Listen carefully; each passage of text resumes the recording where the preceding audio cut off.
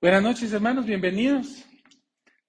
Vamos a tener nuestro estudio bíblico de los martes a las 7 de la noche, 7 y piquito. Y vamos a continuar, hermanos, con nuestro estudio en Hebreos capítulo 2. Y vamos a ver hoy desde el versículo 14 hasta el 18. Así que para los que nos ven por Facebook Live, pueden abrir sus Biblias también en Hebreos 2, capítulo 2, versículo del 14 al 18. Y hoy vamos a ver la última parte de este capítulo que es una explicación, como lo vamos a ver en un momento. Es la explicación de lo que venimos estudiando. Así que les animo a que puedan buscar sus Biblias y se unan a este estudio, porque hoy vamos a ver cómo Dios nos liberó del imperio de la muerte. Ya vamos a conocer quién es el emperador de ese imperio y cómo es que Dios nos liberó del imperio de la muerte.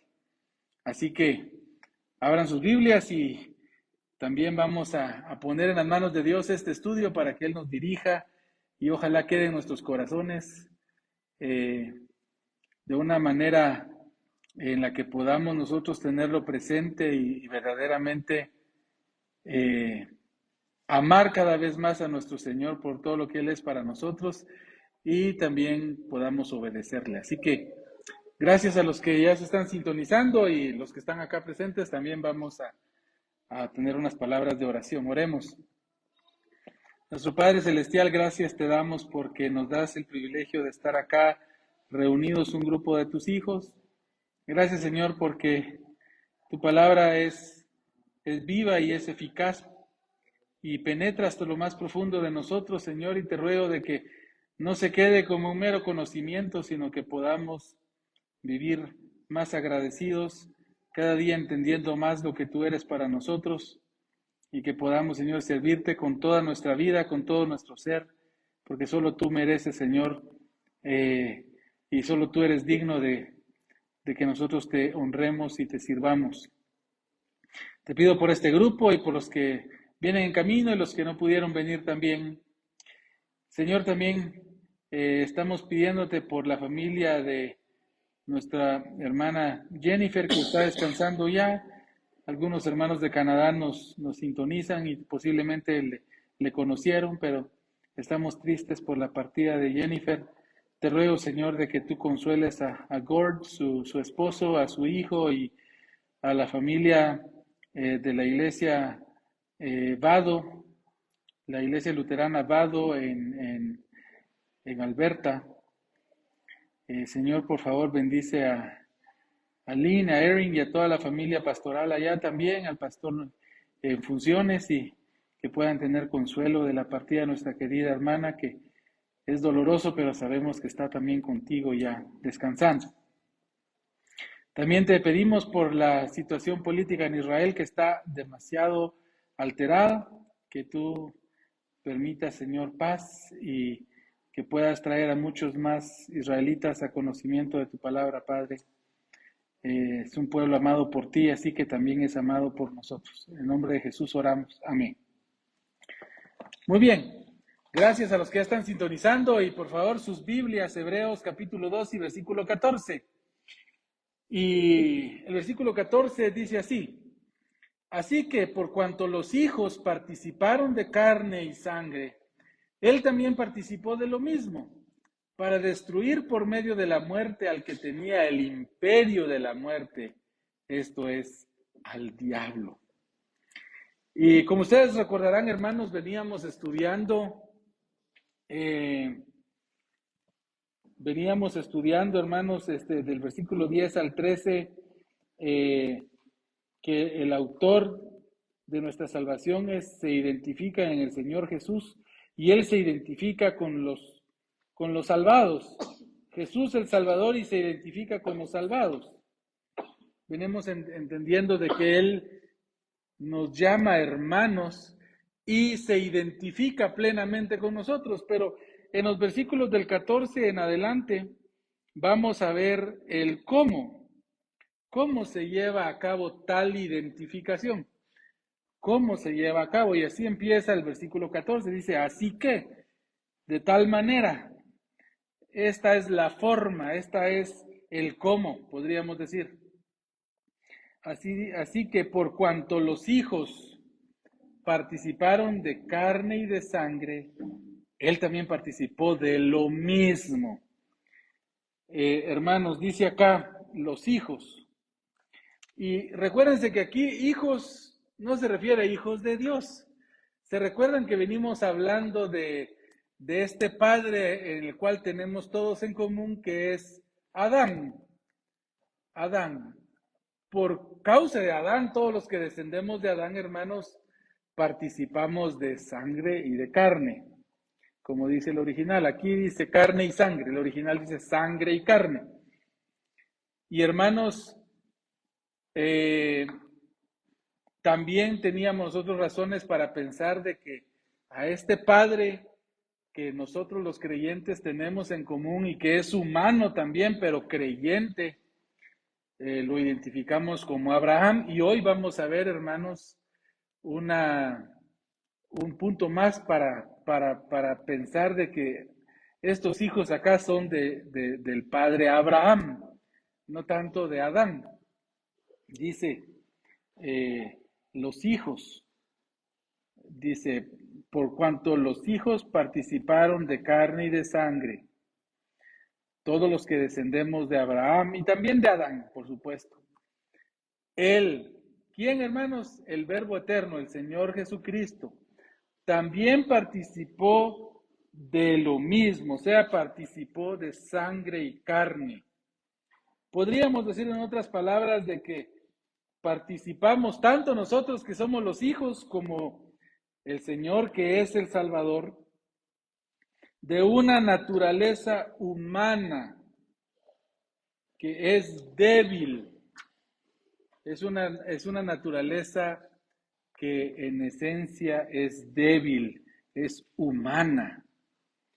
Y dice que él también participó de lo mismo, o sea, de igual manera. Él, podríamos decir que él se hace solidario con ellos, o sea, los hermanos que somos nosotros, tomando también la naturaleza humana de ser débil y mortal. Por supuesto, el Señor participó también de la naturaleza de ser débil y mortal, y Él murió por nosotros. Así que, ¿cómo es de que el Señor se identifica a nosotros? Pues, en primer lugar, participando en la esencia del humano. Participa, hermanos, de la esencia de ser humano. Así como vimos ampliamente que Él participa de la esencia de ser Dios, hermanos, Él participa de todos los atributos de Dios.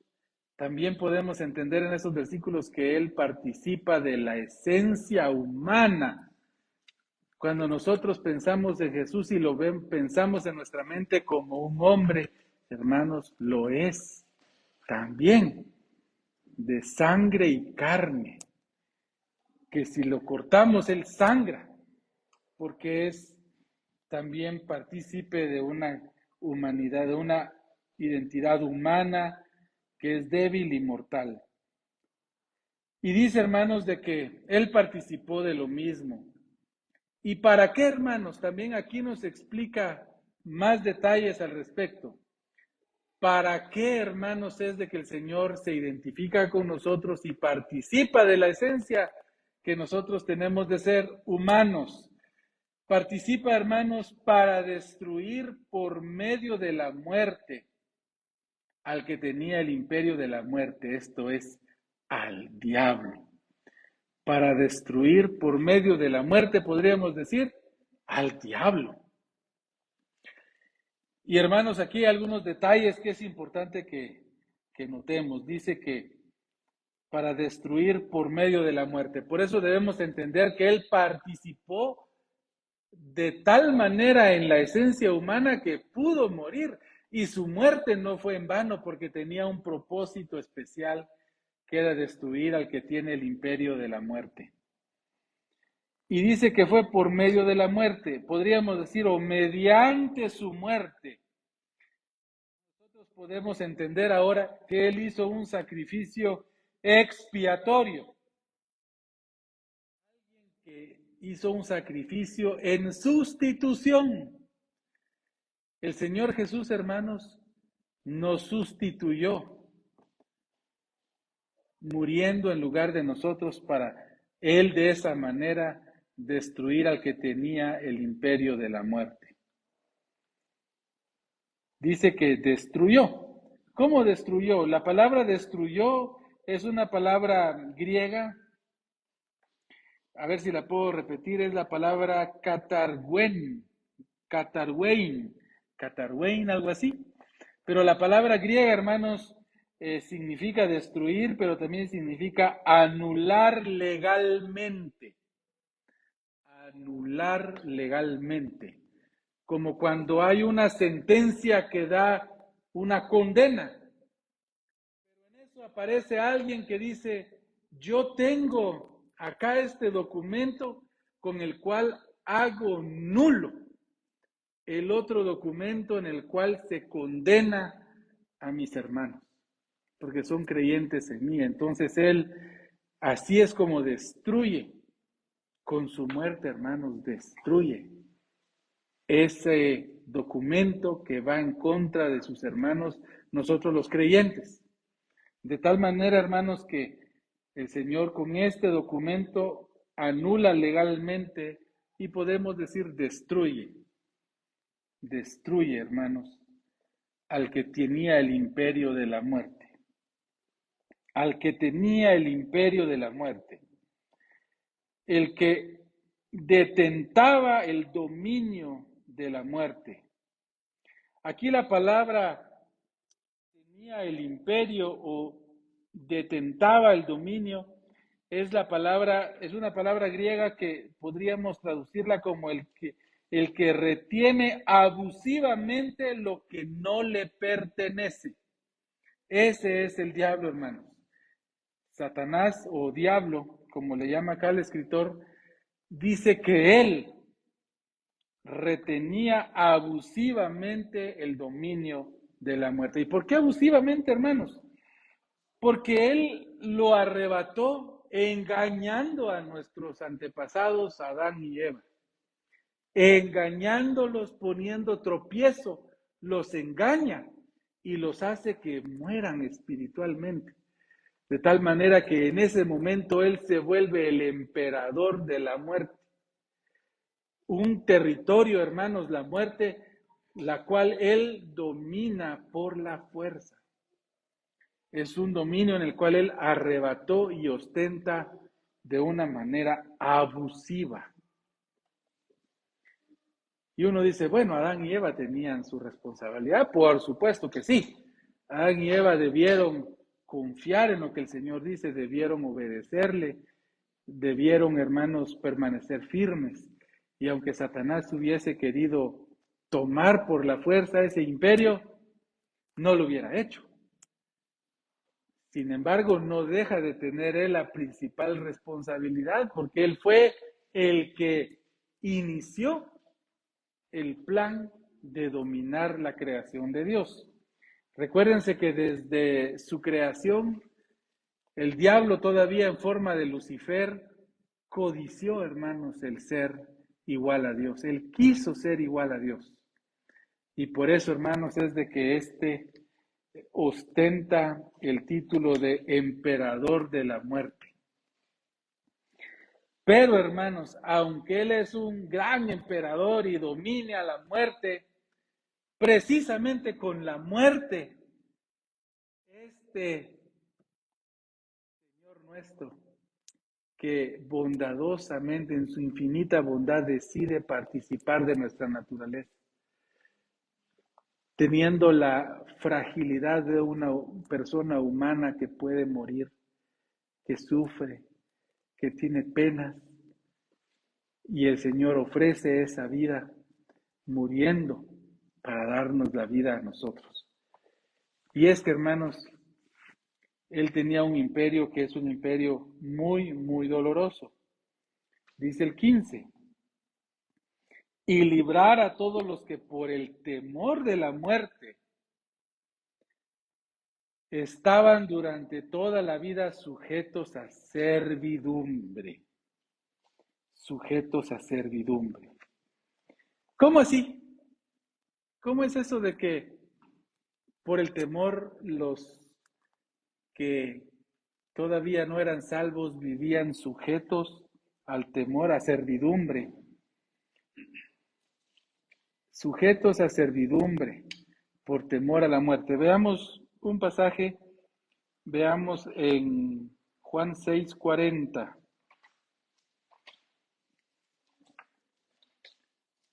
En Juan 6:40 vamos a ver el efecto que el Señor logra en los creyentes. Juan 6:40 dice, y esta es la voluntad del que me ha enviado, que todo aquel que ve al Hijo y cree en Él tenga vida eterna, y yo le resucitaré en el día postrero. Vean, hermanos, lo que Cristo obró al morir por nosotros.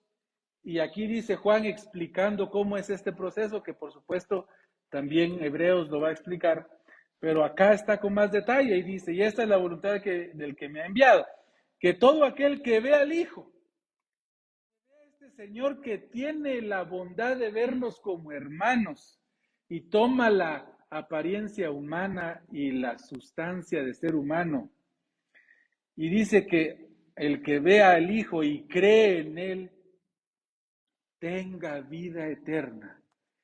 Y si nosotros, hermanos, sabemos que tenemos vida eterna, y yo le resucitaré en el día postrero, dice, hermanos, la muerte ya no nos aterroriza. La muerte ya no nos aterroriza, hermanos. Usted podrá decir, bien, a mí me da penita. Les aseguro que a todos los que somos creyentes, por supuesto que nos da pena la muerte, pero en un sentido diferente. Posiblemente nos da pena en el sentido del dolor, el momento en el que me va a doler, ¿verdad? Que el infarto o el accidente en el donde yo pueda morir, ¿verdad? El momentito en donde voy a dejar de respirar y me voy a ahogar. Seríamos un poco hipócritas si decimos, no, hombre, no, yo no tengo nada de temor a la muerte. No, no se refiere, hermanos, a eso, lo cual no seríamos humanos si no tuviéramos un poco de pena al dolor físico que podría desencadenar en la muerte. Pero, hermanos, les garantizo que nosotros los creyentes, aparte de eso, no tememos lo que está del otro lado. Ya no nos preocupa.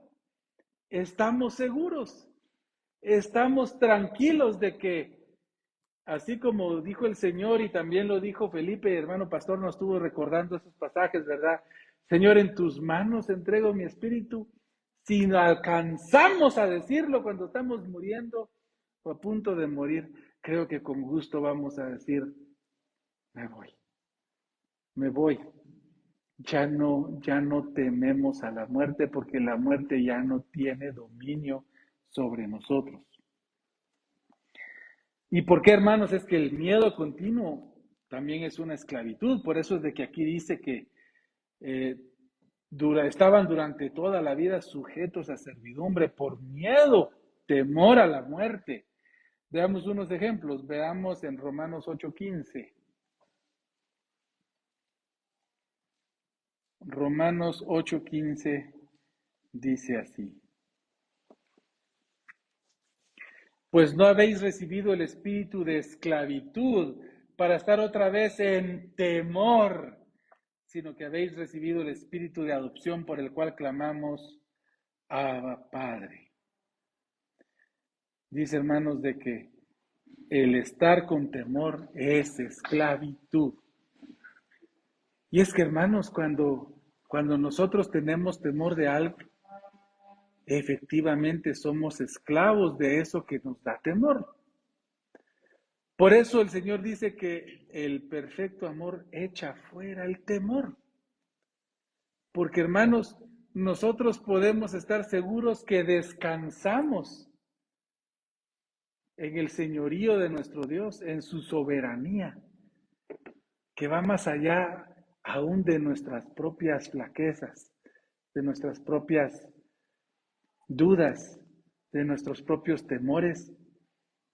Y cuando nos damos cuenta y visualizamos la realidad de nuestro Dios, el miedo, hermanos, desaparece. No así de la muerte, también de la muerte.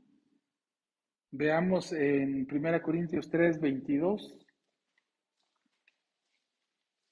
1 Corintios 3:22 dice: sea Pablo, sea Apolo, sea Cefas, sea el mundo, sea la vida, sea la muerte, sea lo presente, sea lo porvenir, todo es vuestro, y vosotros sois de Cristo y Cristo de Dios. Hermanos, esa es la tranquilidad del creyente. Sea la vida, sea la muerte, sea lo presente, sea lo porvenir, todo es vuestro y vosotros de Cristo y Cristo de Dios.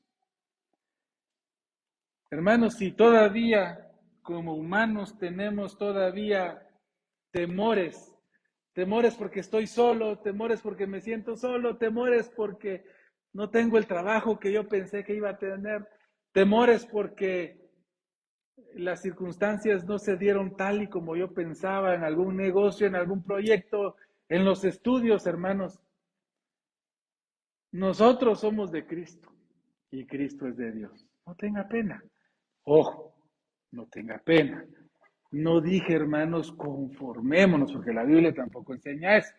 Por favor, no alguien vaya a decir por ahí, bueno, yo soy de Cristo, entonces me acuesta a dormir, ¿verdad? Qué pena. Yo soy de Cristo y ya no quiero trabajar. Siempre todos tenemos la tentación de quitarnos la responsabilidad. Aquí Dios no nos está quitando la responsabilidad. Nos está asegurando que Él nos ama y nos cuida como un padre amoroso, como un padre a sus hijitas o sus hijitos. Nosotros, hermanos, aunque tuviéramos todo el dinero del mundo, no nos gustaría que nuestro hijo esté acostado viendo televisión y nosotros solo dándole comida. No nos gustaría. Diríamos, hijo, trabaja, mira qué bonito, tienes tus manos, puedes hacer ahí. Tengo una amiga paciente que hablándome de otras personas que ella conoce que todo el tiempo se quejan que no hay trabajo y dice, ay, esto, piñatas estaría haciendo yo. Piñatas, digo yo, ¿por qué piñatas? Ya se dio cuenta que en Nevaj no venden piñatas, o hay muy poquitas. De veras que no había pensado en eso, ¿va? No había pensado, digamos, tal vez sí hay lugares, pero no es como en otros lugares que uno ve un montón de lugares que las piñatas afuera, ¿verdad? Y ella me dice, ya se dio cuenta, yo piñatas aquí y estaría haciendo dinero, porque yo las ofrecería de llevarlas a la casa. En tuk-tuk las llevo y yo estaría bien con dinero en la bolsa. Hermanos, esto es un ejemplo porque el Señor no nos está asegurando para que nos relajemos de no hacer nada. Nos está asegurando porque en nuestros esfuerzos de servirle, en nuestros esfuerzos de estar bien en la vida y hacer cosas para Dios, van a haber tropiezos. Puede que no salga un negocio, puede que no salga ahí. Entonces usted doble sus rodillas y diga, yo estoy en las manos de Jesús y Jesús está en las manos de Dios. Qué pena, me voy a levantar. Voy a luchar de otra manera y seguir adelante. Ese es el sentido de esto. Por favor, no lo tomemos de la manera que no es. Regresemos a Hebreos 2:15. Entonces, hermanos, dice Hebreos 2:15 nuevamente. Y librar a todos los que por el temor de la muerte estaban durante toda la vida sujetos a servidumbre. Y es que, hermanos, cuando estamos sujetos a servidumbre es porque nosotros vivimos de tal manera que pensamos que aquí está todo. Por eso nos aferramos a la vida. Y todos nuestros esfuerzos, hermanos, van encaminados a esta vida terrenal y pasajera. El creyente ya no piensa así. El creyente, por supuesto, que vive acá y se esfuerza para hacer las cosas que le tocan, pero nosotros no estamos como el mundo que cree que aquí es todo y aquí se acaba todo. Por eso las personas están desesperadas por disfrutarlo todo, quieren probarlo todo, quieren viajar a todos lados, quieren comer de todo porque se les acaba la vida, ellos no lo probaron. Quieren probar todo, quieren probar drogas, quieren probar aquí, quieren probar de todo lo que se nos ocurra, porque la pobre gente sin Dios cree que aquí se acaba todo. Se acaba, entonces, y yo no pude viajar, yo no fui allá, y yo no probé tal comida, yo no probé tal otra cosa, yo nunca he dormido en una casa del árbol, y yo nunca he tenido un perro de tal raza. Miren, qué triste. Y a veces cristianos sabiendo que esta vida es solo un peregrinaje para el cristiano de pasadita estamos acá, y no digo de que no hagamos el esfuerzo de que este peregrinaje sea lo más agradable posible, pero de eso, hermanos, a vivir angustiado porque ya no probé yo tal cosa, ya nunca viajé a tal lugar. Esa no es la forma de pensar de un creyente, hermanos. La forma de pensar de un creyente es: yo lo tengo todo en Cristo, estoy satisfecho. Y cada cosa extra que Él me permite gozar, gracias a Dios porque Él me deja gozarla. Y si no me deja gozarla, gracias a Dios porque tal vez me iba a apartar de Él. Gracias a Dios porque tal vez me iba a contaminar. Gracias a Dios porque tal vez ya de hacer esas cosas no quiero ir ni a la iglesia, ni venir a estos estudios tan sencillos, o ya no quieren ni quedarse oyendo un ratito ahí en el Face porque hay que seguir otra cosa más divertida, sigamos ahí buscando, oír a este tanto que habla, aburre. Tristemente, hermanos, en los cristianos todavía hay mucho de eso, pero nosotros deberíamos de vivir como que nuestra vida verdadera va a empezar cuando muramos físicamente. Ahí va a empezar nuestra vida verdadera porque vamos a estar con nuestro Señor para siempre. Algunos nos critican por pensar así: es que los cristianos, y sobre todo nosotros que somos un tipo de cristianos, solo en el cielo piensan, por eso ya no hacen nada, por eso ya no se esfuerzan, porque solo esperando que irse al cielo en lugar de hacer algo, hacer cambios políticos, etcétera, etcétera. No, hermanos, no es que no nos esforcemos. Vivimos de la mejor manera posible, sabiendo que lo mejor que aquí puede hacer no se compara con lo que viene. No se compara con lo que viene. Dice el 16, porque ciertamente no socorrió a los ángeles, sino que socorrió a la descendencia de Abraham. Y vean por qué acá, muy bien, algunos comentaristas piensan, y yo me incliné a pensar que se referían como padre de los hermanos de Cristo en el sentido de participar de sangre y carne, aunque tiene que incluir a Adán, se está refiriendo principalmente a Abraham, porque en el sentido humano de él descendemos en nuestra fe. Y dice acá, porque ciertamente no socorrió a los ángeles, sino que socorrió a la descendencia de Abraham. Si lo ponemos en otras palabras, hermanos, el Señor Jesucristo no vino a morir por los ángeles.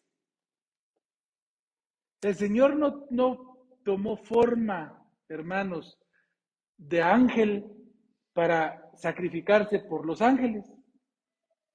El Señor Jesucristo tomó forma de humano. Y aquí hay un punto interesante porque hay algunas religiones que creen que el Señor Jesucristo es un ángel, un arcángel, quieren decir ellos, ¿verdad? Y que tomó forma humana.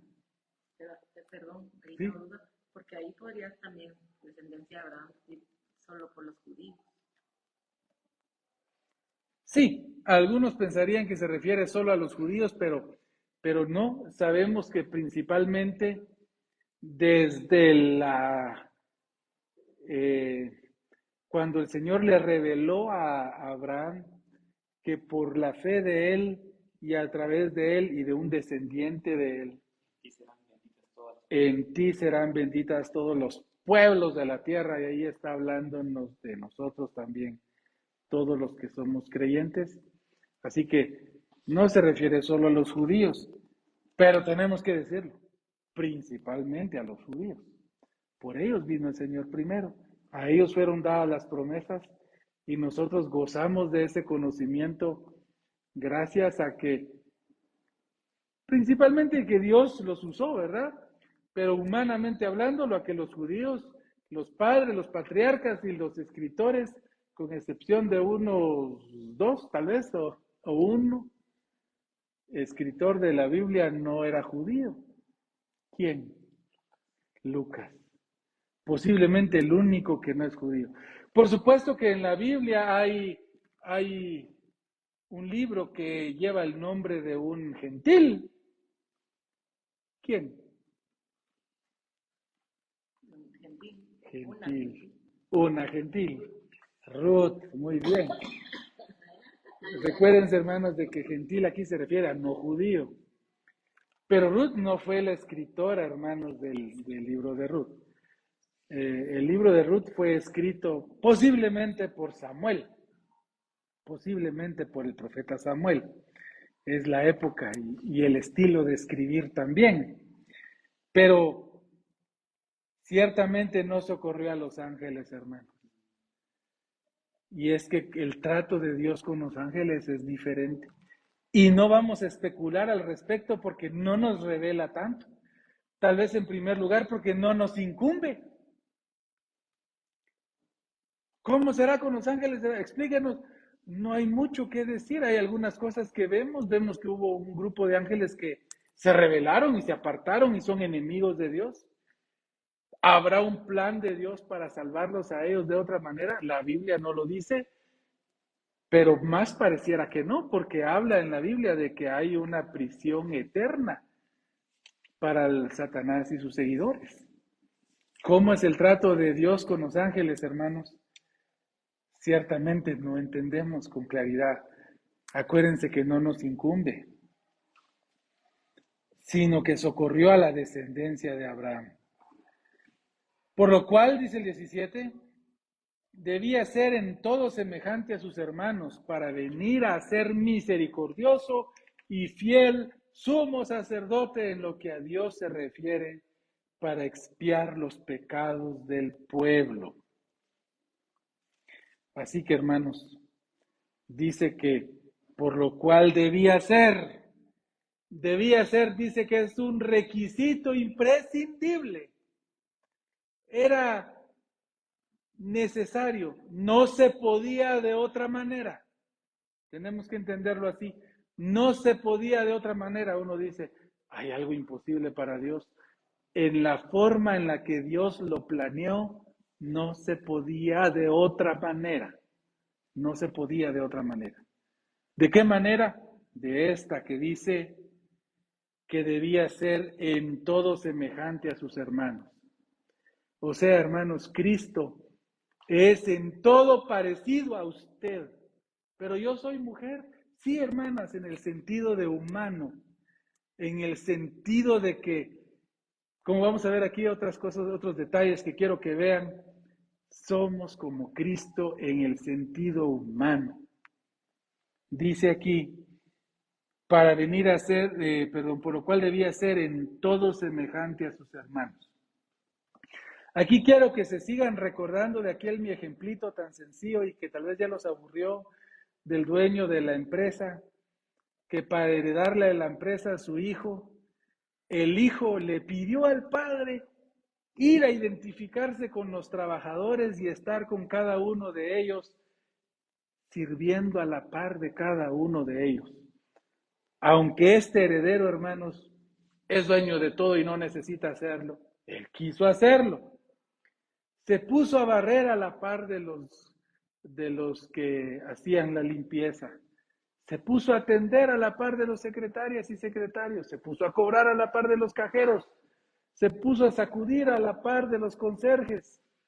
se puso a trapear a la par de los conserjes. También se sentó en medio de los ejecutivos.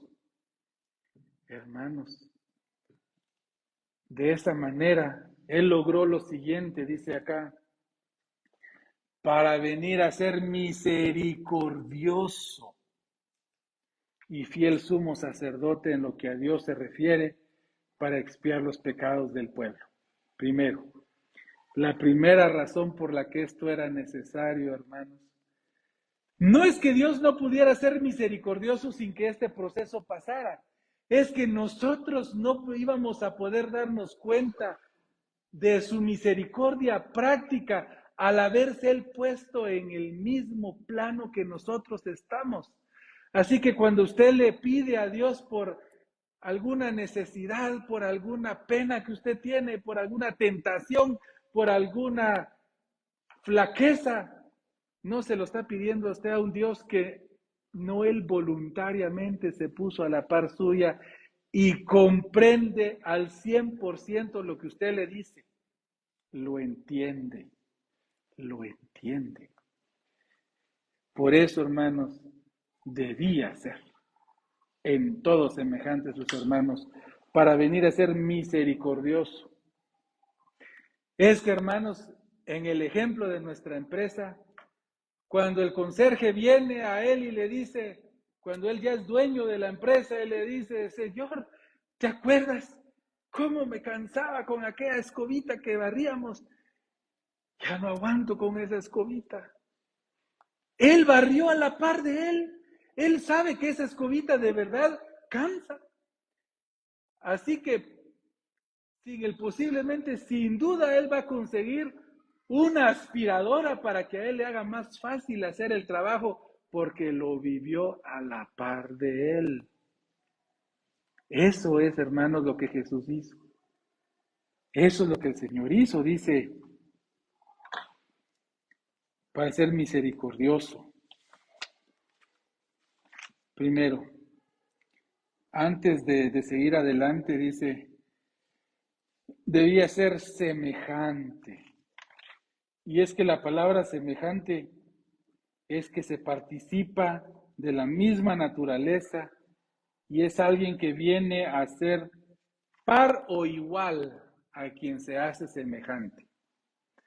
Por eso les pongo el ejemplo de que, aunque dueño de la empresa, barrió tal y como un conserje, a la par del conserje, a la par del que guarda el parqueo, a la par del que riega las flores, porque de esa manera él experimentó en viva piel lo mismo que nosotros. ¿Qué persona hace eso, hermano? En este ejemplo que les dije, tal vez algún joven que va a heredar de verdad lo haga, pero al nivel en el que el Señor lo hizo siendo Dios y hacerse como nosotros, hermanos, muy difícil. Así que venir a ser misericordioso y fiel. Y de tal manera, hermanos, sumo sacerdote. Porque si él ya es dueño de la empresa o tal vez todavía no ha heredado la empresa, como en el caso de Cristo, que todavía no ha tomado posesión del reino, pero que ya vivió a la par nuestra. En el caso del conserje, que él dice, yo necesito una escoba de mejor calidad, él puede interceder ante el mero dueño, ante el jefe y decir, es cierto. Pero ojo, porque esto es un arma de dos filos también. Porque si el conserje empieza a decir, sí, yo necesito aire acondicionado y necesito una colchoneta también para acostarme, acordate las penas que pasamos y todo lo que dijo, pues él lo vivió tanto que él sabe que a ese extremo tampoco se necesita, porque él lo vivió tal y como nosotros. No podemos, hermanos, creer también de que porque Cristo padeció igual que el de nosotros de las necesidades y posiblemente tentaciones humanas, podemos nosotros engañar al Señor cuando queremos ser rebeldes, por ejemplo. Cuando queremos ser rebeldes, yo abiertamente ya no me interesa lo que diga Dios y me rebelo y soy un conserje que ya no quiere barrer, ya no quiero hacer nada, quiero estar solo en el teléfono, quiero irme a sentar abajo del árbol y no alcanzó el tiempo, ahí yo digo que me siento mal, que estoy enfermo. Cuidado, el Señor es misericordioso, pero así como nos conoció todo, lo conoció todo y sabe también lo que no es así. Tenemos que entender que esto va a las dos vías. Gracias a Dios, la vía de misericordia es la que el Señor usa, principalmente, porque se hizo sumo sacerdote, el único, hermanos, que puede interceder por nosotros, así dice. De tal manera que al final del 17 dice, en cuanto a Dios se refiere, para expiar los pecados del pueblo. De tal manera, hermanos, de que aunque hay un montón de humanos que son como conserjes malos que no quieren hacer su trabajo, este dueño de la empresa que no la ha heredado decidió sacrificarse en favor de estos que no lo merecen. En cuanto a Dios se refiere, para expiar los pecados del pueblo. En otras palabras, es como un representante nuestro que Dios lo toma como un sumo sacerdote en el cual la ofrenda que él entrega, como vamos a ver acá, la ofrenda que él entrega, hermanos, es satisfactoria para Dios. ¿Y cuál es la ofrenda que entregó Cristo? Su vida. Dice el 18.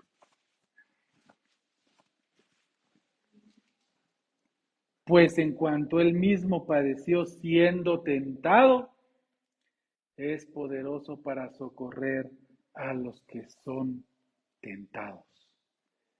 Y esto es muy profundo, hermanos, muy profundo. Dice, pues en cuanto él mismo padeció. Primero, hermanos, él mismo, o sea, en viva piel, a vivo ser, en realidad, él mismo. No fue que puso una humanidad, él y él está escondido atrás, no, él de verdad, él. Él dice, pues en cuanto él mismo, no crean ustedes que es una figurita y Dios está atrás de él sin... No, hermanos, él sí lo sufrió, sí lo padeció. Y esa es la segunda parte, hermanos. Lo padeció. Padeció. ¿Qué es padecer? Sufrir. Sufrir. Padeció siendo tentado. Oigan esas palabras, hermanos. Siendo tentado. En otras palabras, hermanos, el Señor tuvo que sufrir la tentación.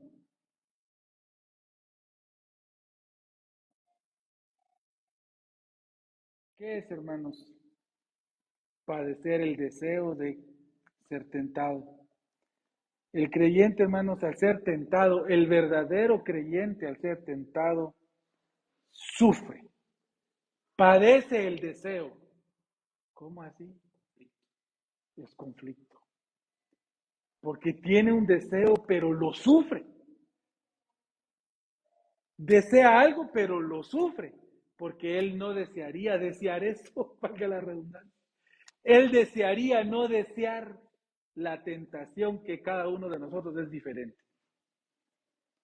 Él desearía no desear. Así que cuando desea, sufre el deseo. Sufre el deseo. Y el Señor dice que padeció de esa manera, siendo tentado. No nos dice la Biblia más ejemplos de tentaciones que el Señor sufrió, pero sí nos dice muy claramente la tentación que sufrió por parte de Satanás. Y dice también que se alejó por un tiempo de Satanás. ¿Sí? Sí, o sea que siguieron, o sea, exactamente. Algunos creen que las únicas tentaciones que Jesús sufrió fue la tentación en el desierto. ¿Cuáles se recuerdan?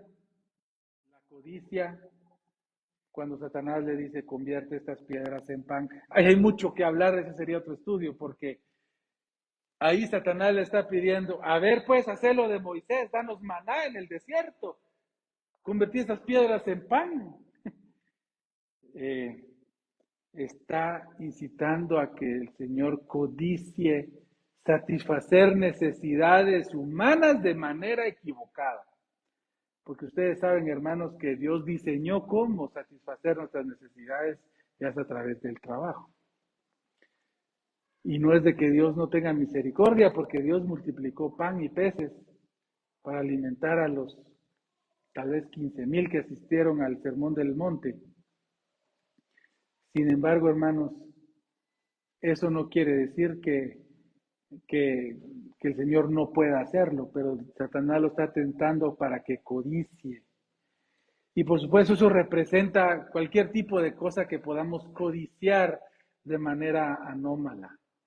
Cuando usted desea algo que no le corresponde, usted no ha ganado, pero lo quiere tener aunque no lo gane, aunque no lo haya ganado con su trabajo. La vanagloria por caer del pináculo del templo. Tírate para que los ángeles y así todos miren que eres el Mesías. El Señor sufrió eso. ¿Cómo nos encanta que nos alaben, verdad? Ni lo merecemos.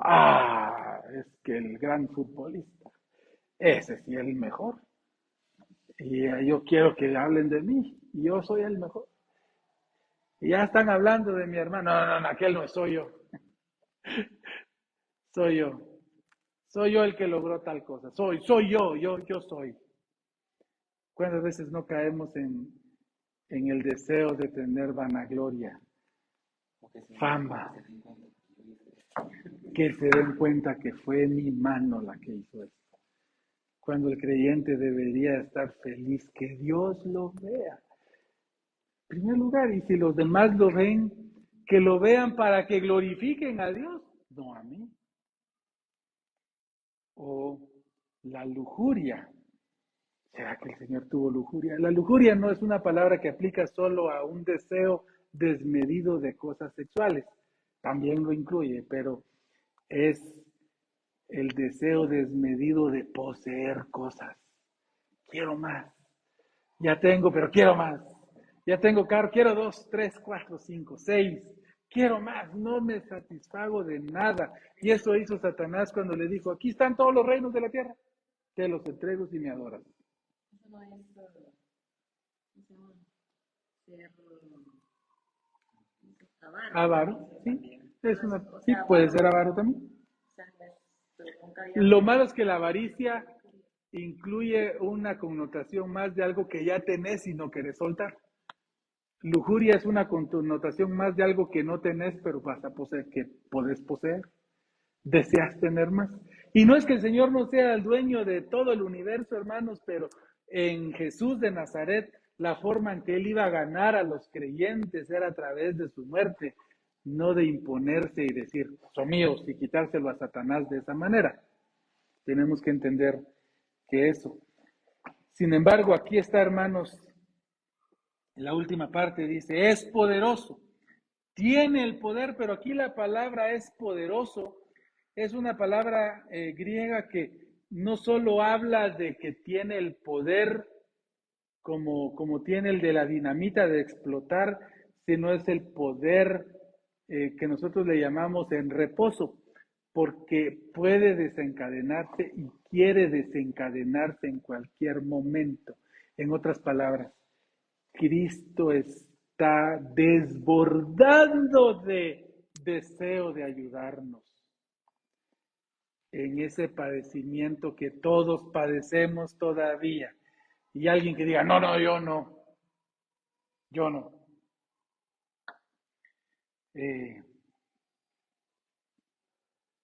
Cuidado. Porque si Cristo mismo dice que padeció al ser tentado, usted se atreve a decir, no, yo no. ¿En qué? No, yo no. Hay cristianos que dicen eso. Yo no. Yo no sufro tentación. ¿De qué? Cristo mismo dice que sufrió él tentación, la sufrió. ¿Qué cristiano se atreve a decir que es mejor que Cristo? ¿Y para qué, hermanos? Para socorrer. La palabra socorrer, hermanos, es increíble. Porque el que está padeciendo una tentación está a punto de estrellarse y sufrir un terrible accidente. Pero la palabra socorrer, hermanos, aplica no solo en el momento de agarrar a alguien para que ya no caiga al precipicio, sino incluye el levantarlo porque ya cayó al precipicio.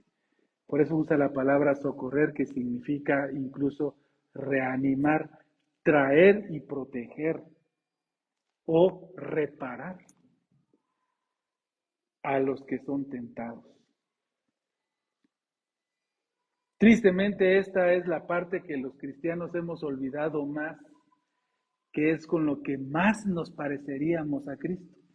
A veces pensamos que nos parecemos más a Cristo cuando somos obedientes, perfecto, sí. Cuando usted no miente, ¿se parece más a Cristo? Sí, se parece a Cristo. Cuando usted es honesto, ¿se parece a Cristo? Sí, se parece a Cristo. Pero cuando usted socorre a alguien que está sufriendo tentación, usted lo socorre. Usted está pareciéndose a Cristo en una manera que es más difícil que se haga, porque ella no solo es de índole personal, sino es en favor de otro creyente. A veces nos da pereza y no queremos apoyar a alguien que está pasando una tentación. A veces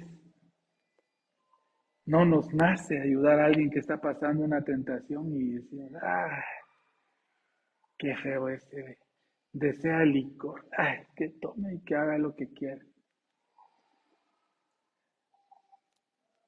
En lugar de tenerle toda la misericordia. Y cuando usted le tiene toda la misericordia y paciencia a alguien que está sufriendo esa tentación, hermanos, ustedes están pareciendo a Cristo. Y a lo mejor usted es el instrumento que Cristo está usando para auxiliar a alguien. Nos volvemos, hermanos, ahí, instrumentos parecidos a Cristo. Aquí hay un requisito que el Señor ve, y el requisito que Él quiso ponerse y cumplir porque no lo necesitaba, pero Él lo quiso, es que Él se sometió a ese padecimiento, Él lo quiso sufrir para entendernos, se quiso someter al padecimiento de la tentación. Y es que el que ha sido tentado tiene más capacidad de entender al que está siendo tentado.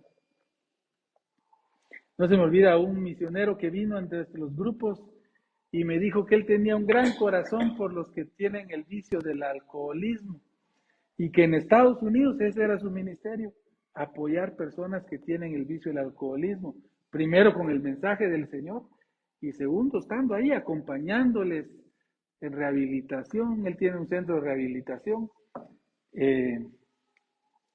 y esta persona un día yo le confesé que a mí me costaba mucho con ese pecado porque por alguna razón de niño yo le tenía miedo a los bolos y de grande me causaron repulsión. Yo veo algún borracho, yo no me gusta ni acercarme. Y les confieso que es un defecto que siento en mí porque el Señor me llama a tener compasión de todas las personas que están pasando estas penas. Pero cuando le compartí yo eso a él se volteó y me dijo, te entiendo, porque yo les tengo compasión, porque yo era uno de ellos. Me consumía el deseo de licor. Yo sé cómo se siente. Yo sé cómo les es imposible vivir sin tener unos grados de alcohol en mi sangre. Por eso les tengo compasión. Por eso quiero ayudarlos, porque de mí tuvo misericordia Cristo. Yo quiero también tener misericordia de ellos. Yo me pregunto si la iglesia ya nos cansamos de eso, ya nos creemos muy super santos y que ya no padecemos tentaciones, ya no socorremos a nadie, o ya nos cansamos, o ya no vemos el pecado con la misma maldad también. Sí, porque también pasa. Aquel es bolito, sí es cristiano, pero es bolito, echa sus tragos, ¿va? Pero salvo es, va, ahí dejémoslo. He oído comentarios así, tristemente. Déjenlo, ¿verdad? Y aquellos viven juntos, ni se casaron, pero así está ahora. Ya vos vivís en el siglo pasado todavía que ahí guardándose para el matrimonio. No, hombre, si él todavía es líder de los jóvenes en la iglesia y predica y así vive. No es ni siquiera una tentación en la que cayó, sino así vive abiertamente. Y ya no, y los miembros dicen, sí, está bien. Y no digo, sáquenlo, digo, ayúdenlo, anímenlo, que se case, que arregle su vida espiritual. Si no se trata de burlarnos de él y sacarlo, o de ella, se trata de decirle, hermanos, recapaciten, sepárense y cásense y vuélvanse a juntar como el Señor manda. Va a ser bendición para ustedes y testimonio. Así que de esta manera vimos cómo el Señor nos liberó del emperador malvado que nos tenía sujetos a pecado, al temor por la muerte. Ya gozamos de vida eterna, así que gocémonos en eso, confiemos en eso, esforcémonos en nuestra vida diaria, no nos conformemos a que como somos salvos pues ya no hacemos nada. Ayudemos a otros hermanos, socorrámoslos con todas nuestras fuerzas. No sabemos de qué gran accidente podemos librar a alguien. Qué grande es nuestro Dios, ¿verdad? Qué maravilloso. No nos cansemos de darle gracias a Dios por su Hijo Jesucristo. Así que gracias, hermanos. Vamos a dar los saludos a los que nos hicieron el honor de acompañarnos esta noche por Facebook Live y nos dejaron algún saludito o alguna muestra de estar presentes. Gracias, mi señora madre, es la primera que veo acá. El Señor te bendiga, mi madre. Gracias por tu mensaje. Muchas gracias, Pati, también para usted hasta Guate, que el Señor le bendiga. También a Juanita. Dios te bendiga, Juanita hermoso. Es un gusto saludarte. También a Magda Santiago. El Señor le bendiga, hermana Magda. Saludos a Chico y a toda la familia, por favor. Gracias, Domingo Cedillo, también por tus mensajes. Siempre son de bendición para mí. Janet del Valle, también fuertes abrazos. Hermana Feli Botón, también hermana, Dios la bendiga. Don Armando, también Dios lo bendiga, don Armando. Qué gusto, don Armando, el Señor le bendiga. Gracias, Domingo, por tus mensajes, sí los vi y tenés toda la razón. También a Lucy Galindo, Dios te bendiga, Lucy. A Angelita también, gracias, prima, que el Señor te bendiga. A Aurita Velasco, Dios la bendiga también. María Juana, saludos María Juana, el Señor te bendiga. Hermano Sergio Gudiel, Dios te bendiga, Sergio, el Señor te bendiga. Siempre llevamos a la familia Gudiel en el corazón, son especiales para nosotros. Magda Viatoro también, Magdita, qué gusto. Señor te bendiga, Magda. A mi tía Mercedes también, muchas gracias por los mensajes y las palabras de ánimo. A mi señor padre Gilberto Noriega también. Y a Carlitos Cuac también. Dios te bendiga, Carlitos. Siempre, hermanos, agradezco sus mensajes, son de mucha bendición para mí y para los que estamos acá. El Señor les bendiga. Los invitamos al próximo estudio del martes a las 7 y piquito. El Señor les bendiga y muy buenas noches.